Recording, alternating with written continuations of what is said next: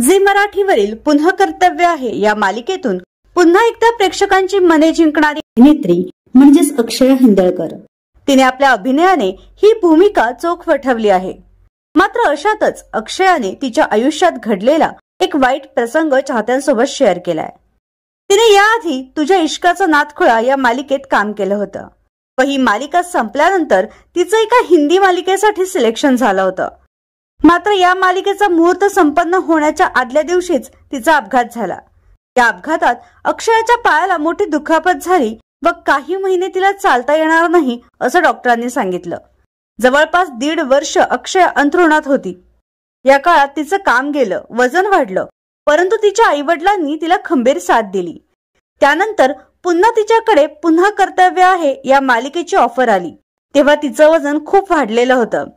या मालिकेसाठी तिला तब्बल 20 किलो वजन कमी करावं लागलं व तिला ही मालिका मिळाली. मात्र त्या काळात बऱ्याच गोष्टी अक्षयाला शिकायला मिळाल्या असंही अक्षया म्हणाली. तर अक्षया अशीच प्रगती करत राहो, भविष्यात तिला अजून भरपूर संधी मिळो हीच सदिच्छा.